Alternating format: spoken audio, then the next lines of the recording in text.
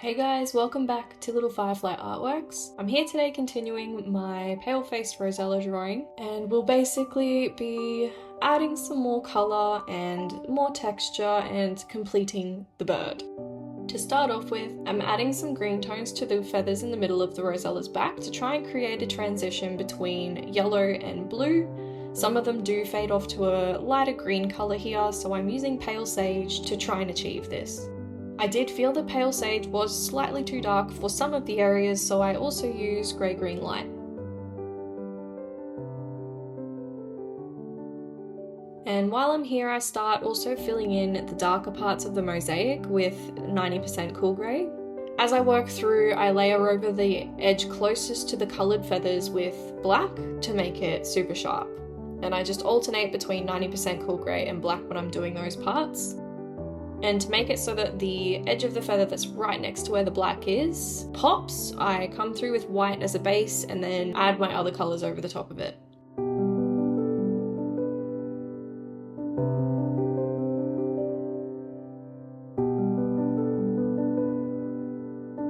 To try and get more of a green tone, I also start using yellow chartreuse.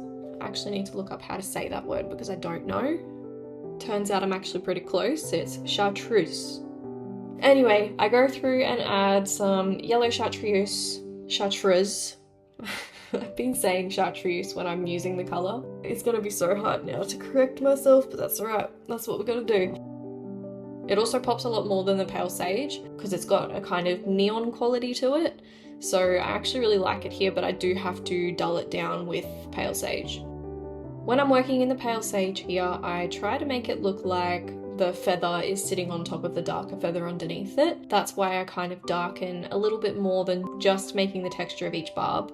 Because when you look at the reference photo, you can see through the coloured parts of the feathers, so I want to try and mimic that as much as I can. And then I go back to working on some of the feathers on the wing. There is a spot here that I hadn't finished yet, and I wanted to do it now.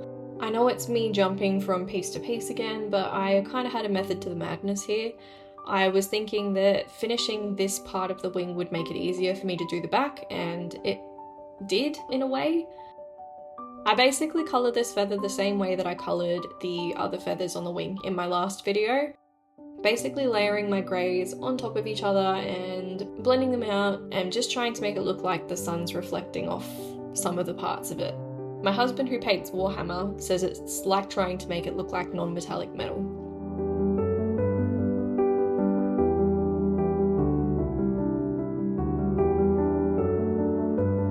The lighter part on this feather is more green than the rest of the feathers on the wing, so I'm coming through with the pale sage and the yellow chartreuse, just like I did before, to bring more of that tone in. This particular feather has an obvious gradient between green and blue, so I'm using a mix of my greens and my blues to achieve that. And the same as I was doing with the blue feathers, I work backwards from the other side of this feather to add the barb texture. It really helps to have a sharp pencil when you're doing textures like this because it gives you a lot more control.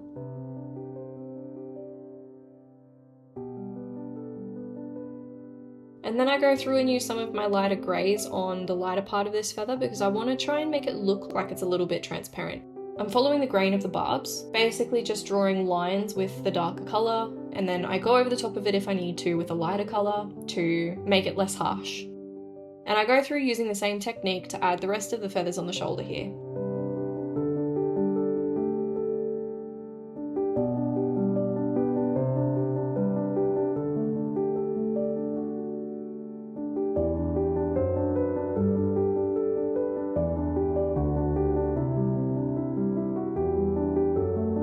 And then when I move back to the back, I work through and continue adding in the transparent effect that I did for the feathers on the wing. I actually really liked how it turned out, so I started adding it to the feathers on the back as well. I was super nervous doing this part because it kind of felt like a point of no return, because adding black, if you put it in the wrong spot, it's really hard to, disguise it. But I remember getting probably about halfway down the back and I was just so stoked with how it was looking and very impressed with my level of skill.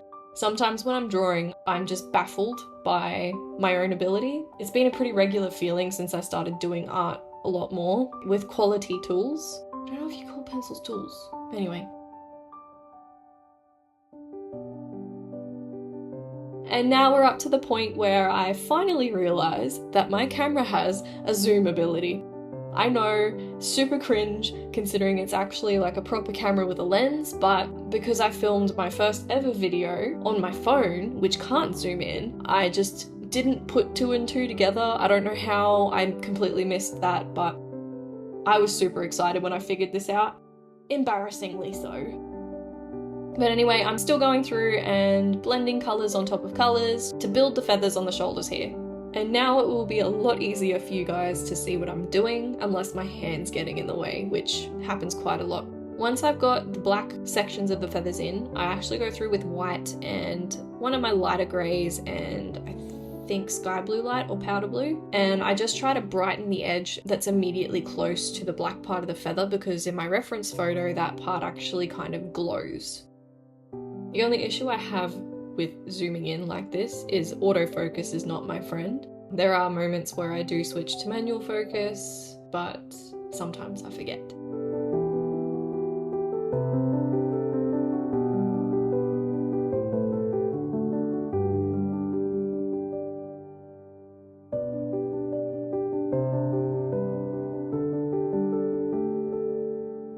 So for this section, I started by putting down violet blue first so that I could layer over the top of it with my other blues, because although the blues here do have a purplish hue, it's not as vibrant and in your face as the violet blue is. And you'll see that I do that a lot with these pencils. As I'm learning to use them, I'm learning different ways you can apply their blendability to achieve colours that don't come standard in the pack, which is probably my favourite part about using them at the moment. And here I'm doing something that I've never had to do before. When I went through and added the black part for the feather here, I just assumed that it was supposed to be an empty space. It's actually another one of the greenish bluish hued feathers. So I'm trying to work those colours in over the top of the black. It's not entirely perfect, but it worked well enough for me to be happy with it. And I'm just using the same mix of blues, purples, and blacks and greys that I used when I was doing the other part of the wing here to generate the feather texture and finish it.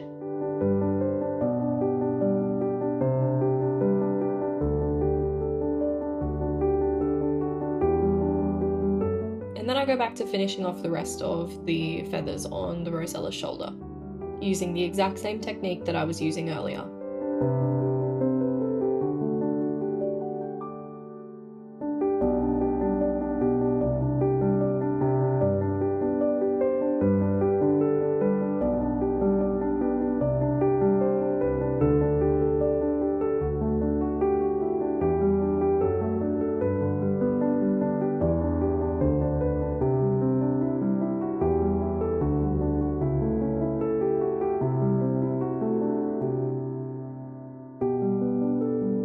As I'm moving closer to the feathers in the middle of the back, I start using a lot more yellows and slowly transition out of using green for the brighter parts of each feather.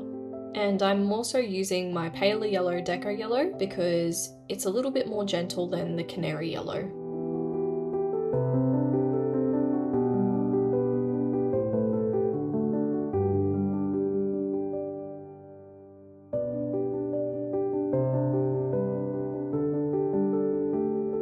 As I move closer to the rosella's neck, I do start using the canary yellow a lot more because the feathers down here are scrunched up and overlapping each other a lot more, so the colour's a lot more saturated.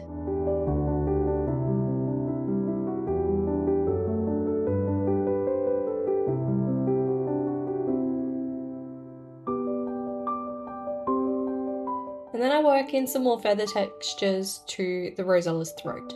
Here I'm mainly using black and 90% cool grey. And because these colours are so dark, I do blend them out a little bit with my pale sage and some of my other blue tones.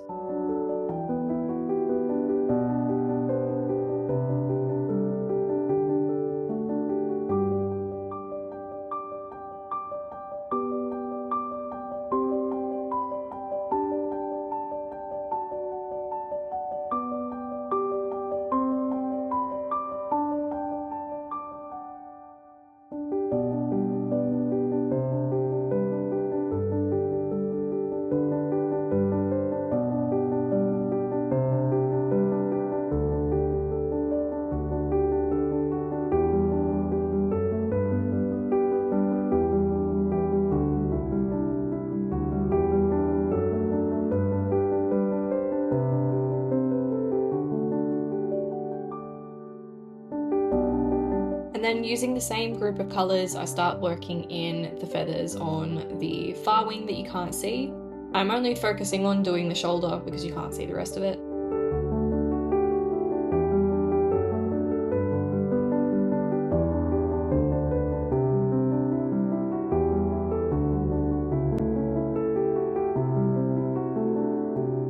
And there is a spot here where you can actually see underneath the colourful parts of the feathers to the grey fluff, so I add that in as well.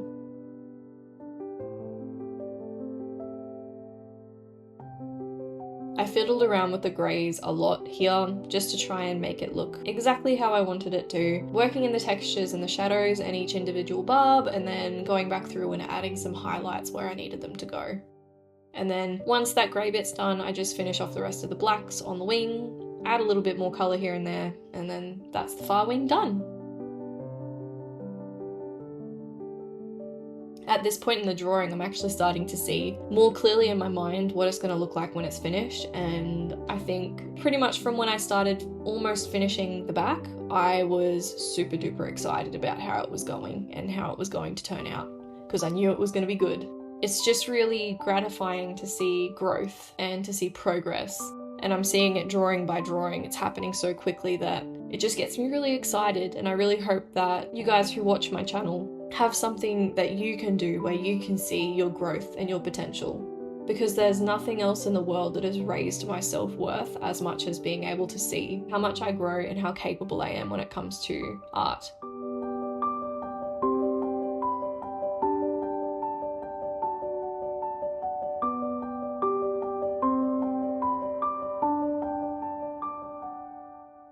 Once I've finished the wing, I just go back through and add a few touch-ups here and there on the rosella's back before moving on to working on the rosella's stomach.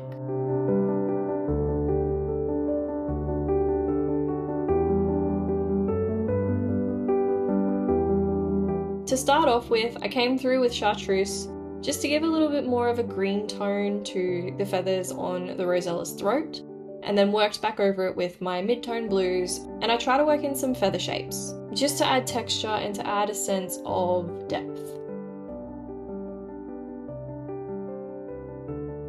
And then I work through and darken the areas that were too light, and I add a bit of variation with the colours using Mediterranean blue and true blue to make it a little bit darker and make it look a little bit closer to the reference photo.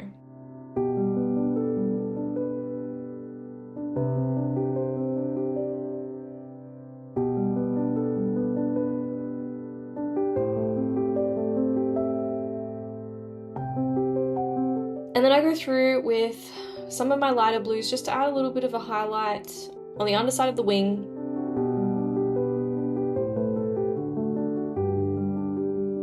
I add some of the chartreuse to the area near the bird's foot and then blend it out into my blues.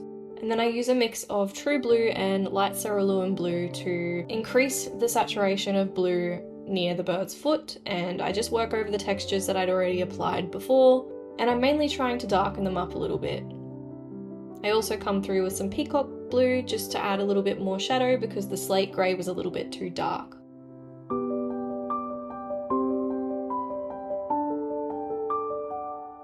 And then I move on to working on the rosella's tail.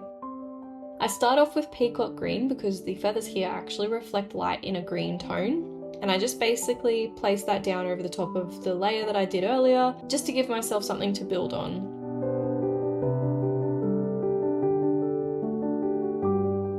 And then I go through and add highlights to the top part of the tail with Blue Violet Lake.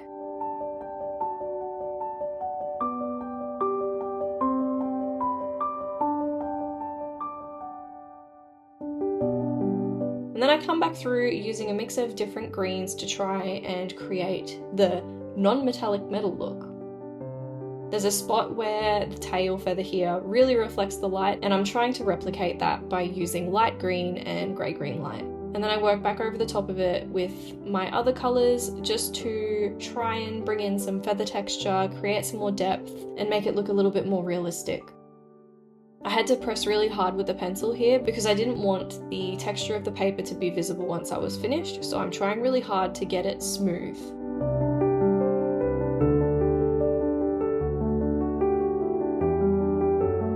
And then here I accidentally rub a little bit of black pigment that had come off when I was colouring into the paper, and I quickly try to use the eraser to get rid of it. It doesn't really work, but hopefully later on when I do the background you won't see it as much. So here is my public service announcement to let you know that if you are using the Prismacolors to draw, please make sure you're constantly blowing the pigments that come off of the pencils off your paper. Don't brush them off with your hands, and if you are going to use your hands, dab. Which I already knew this, so I don't know why I keep making that mistake, but you know, you live and maybe you learn eventually. Getting the reflection on this part of the tail was probably one of the most challenging parts of this artwork because I couldn't get it to look the exact colour I wanted to with the greens alone, so I had to mix in some greys, and you'll see me working on this for quite a long time because I really wanted it to look how I wanted it to, and I wasn't going to settle for it to be anything less. So I come through and layer on a bunch of different greys, I go back to my dark greens, I go back to my light greens, I just try a whole bunch of different things to try and get it to work, and eventually it does. And then to give myself a little bit of a break from the perfectionism, I start adding the colours to the top parts of the tail. I start with periwinkle and then switch to one of my greys to try and blend it out because I wanted it to be more of a purple tone, and the warm greys have that little bit of a purple tone, more so than the periwinkle.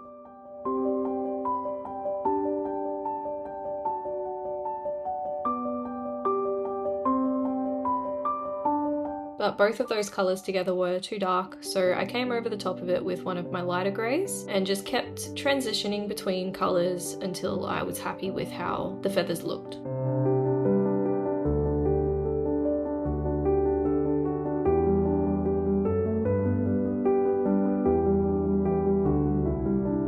And then while I'm working in with the darker grey here, I start trying to add in some of the feather details that I wasn't too detailed with when I initially did the sketch, and I'm trying to make it look like the feathers are curved.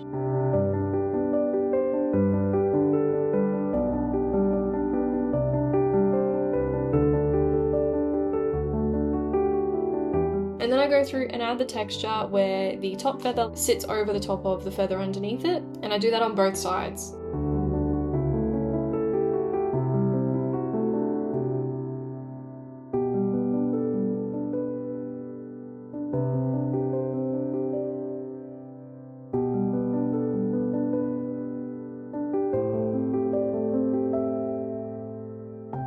Before going back to the first feather I started and trying to get the detail to work.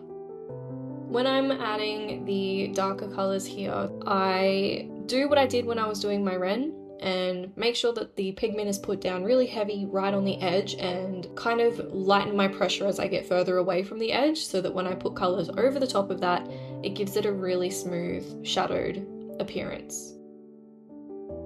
And I basically do that working in gradients for the entire part of the feather before coming over the top with my lighter colours to add the texture later.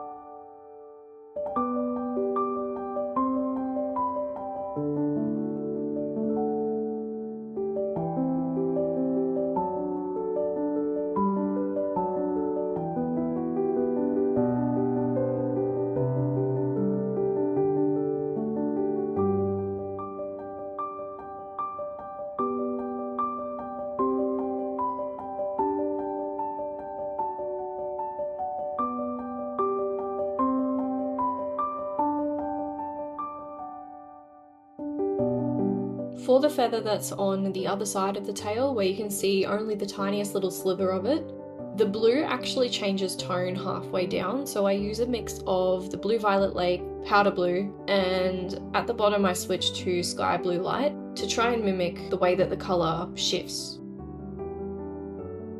And then it's just more shading and adding subtle hints of colour to the more grey feather before finishing up the tip of the tail.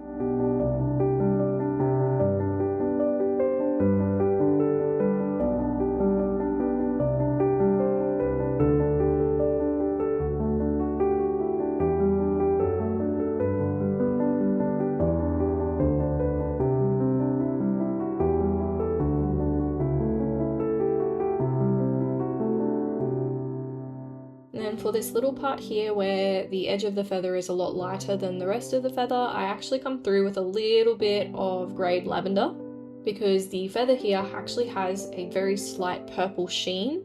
But as you can see, I layer over the top with my other greys to kind of dull it out a little bit, because the greyed lavender on its own was a little bit too strong.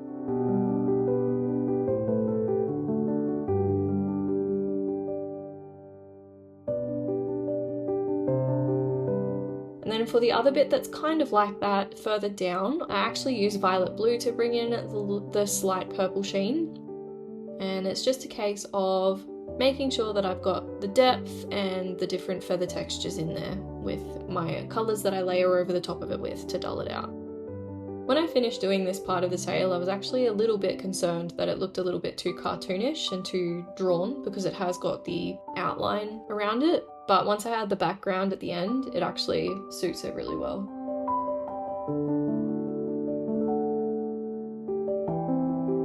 And then with the tail done, I go back to the top of the bird's back, and I'm really trying to fix the colour around the rosella's foot, because I've not been happy with it, and I wanted it to have a little bit more of a shaded appearance because it is shielded from light by the rosella's wing. So I'm working back through with a few different blue tones to try and achieve this, and along the way adding a bit more texture and shading to other parts of the rosella's back.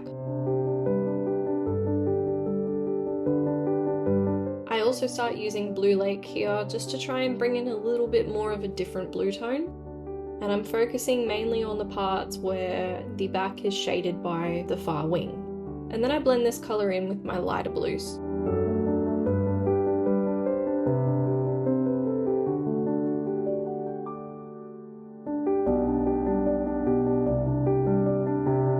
And then I still wasn't happy with how the blue was looking here, so I come in with Mediterranean blue, and I just try to add it to the darker sections to try and make it look a little more shaded.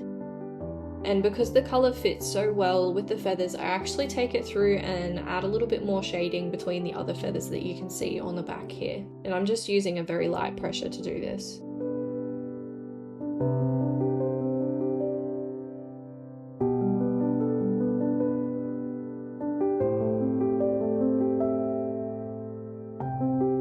And then when I move to the feathers that are sticking up on the rosella's leg, I add a little bit of pale sage to give it more of an aqua kind of greenish tone, because there is actually a very slight green tint to the feathers here before I blend it out with white. And then I go through and add a little bit of grey to the bits of the feathers that are sticking up on the leg, just to give it the same kind of transparent look that I gave to the feathers on the back and the wing. And after this, I'm pretty happy with how it's looking, so I just add a little bit more final touches with shading before moving on to the next part.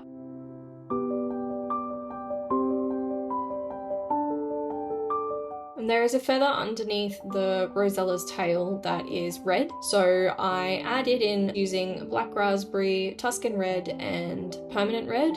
And I blend all of these colours together to kind of make a dark, very subtle red tone, which doesn't entirely look very subtle because of how red it is in the rest of the bird's blue, but it looks how I wanted it to, so I'm happy.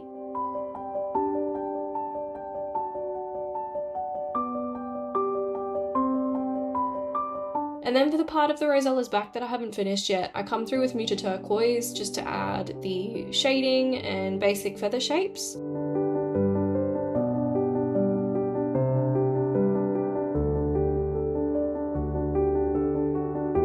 I also add a little bit of this colour very lightly over the top of the rosella's leg here because I wanted to create a little bit of cohesion between the two areas, before moving back to the unfinished part of the tail, and I cycle through a few of my different blues here to build the different sections of feathers and create texture and depth.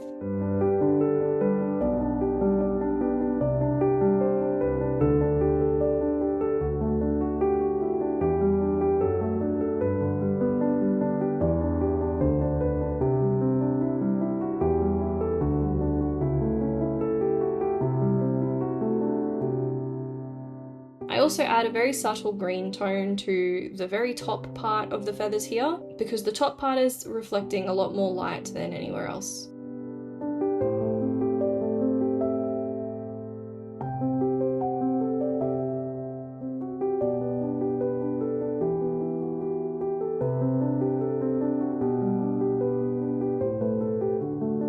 I then work back through the upper part of the rosella's back once I've started to sketch in a few of the details on the bit near the tail to add a few more textures and shadows between individual feathers, because I added a lot of darker spots on the part near the tail and I felt the two parts of the rosella's back didn't really fit together until I went back through and added a few more details on the upper part of the back.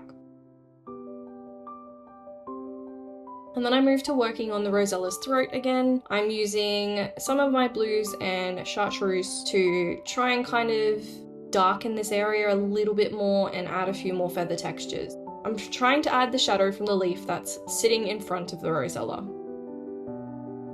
And my 90% cool grey pencil is starting to get really hard to hold with the acrylic nails that I'm wearing.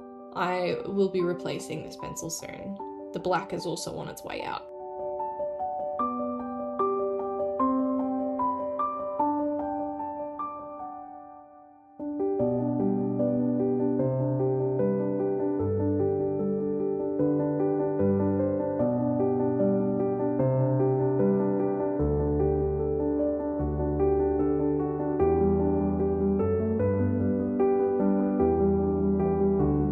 With those extra details finished, I come through with a few different colours to work in the rosella's feet.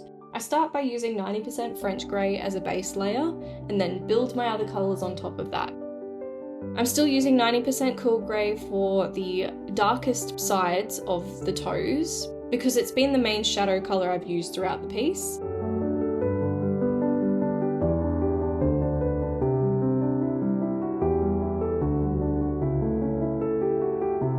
And then for the parts that are lighter, I come through with a mix of seashell pink, beige sienna, and cream. And I'm also trying really hard to make sure that I capture the texture of the skin on the feet, or scales. So I'm using a lot of lines, but when I'm making these lines, I'm trying to follow the actual curve of the foot to try and make it look a little bit curved.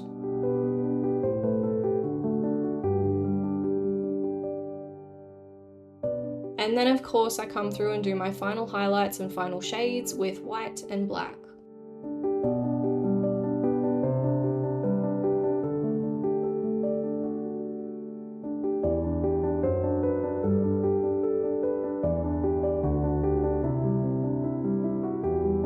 And then you see me do a quick little test with some masking tape because I'm going to have to mask this before I can paint the background, which gives me a wonderful idea of using the masking tape on the entire piece to pick up any of the stray bits of dark pigment before I accidentally rub them into the paper. For the furthest foot, it's a lot lighter than the closest one, so I start by adding a base layer of peach and seashell pink for the lighter parts of the foot before coming through with 90% French grey for the darker areas.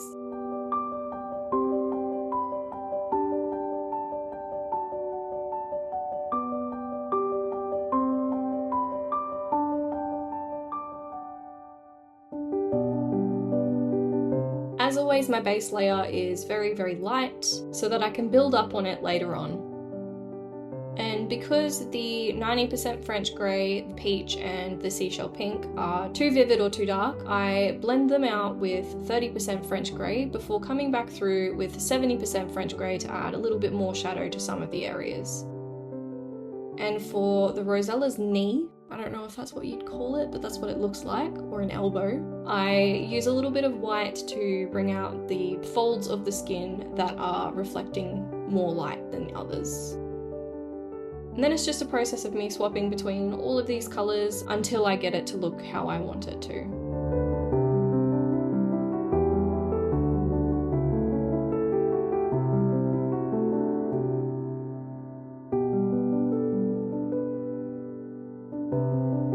When I'm working on the talons, I also use 20% French grey because it's a little bit lighter, and I alternate between 20% French grey and my other French greys and white to get the talons to look how I want them to. Because the talons are so thin, it really helped here to have a very sharp pencil. So I was pretty much constantly sharpening my pencils for this part.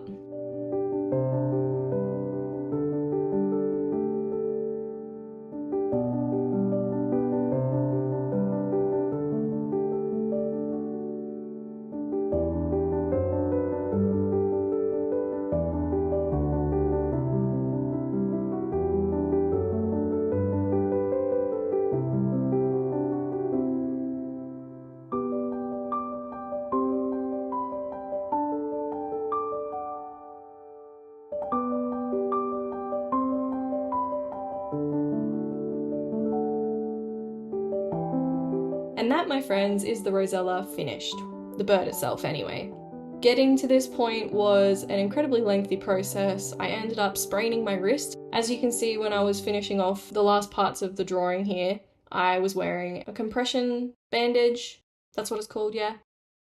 And if you want to see me create the background for this piece and finish it completely, make sure you follow along to the next episode where you'll get to watch my incredibly finicky masking process and all of the complete joys that went into trying to make sure that I was protecting the drawing, because I'm weird and like to do the subject of my artwork first instead of the background. But other than that, I just want to thank all of you so much for following along and watching my videos. It really means a lot. And I really hope that those of you out there have something that you're incredibly passionate about, just like I am about this. And don't forget to stay inspired. See you next time.